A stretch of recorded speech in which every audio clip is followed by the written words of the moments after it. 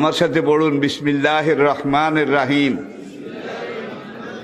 আস্তাগফিরুল্লাহ রব্বি মিন কুল্লি যামবিন ওয়া আতুবু ইলাইহি লা হাওলা ওয়ালা কুওয়াতা ইল্লা বিল্লাহিল আলিয়্যিল আযীম।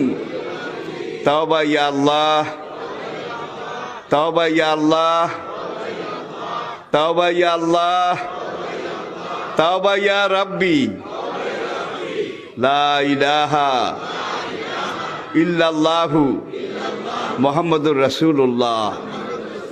আল্লাহর কসম, পিছনের জীবনে সব গুনাহ আল্লাহ মাফ করে দিয়েছে এই তওবার কারণে, সব মাফ করিয়া লাইছে।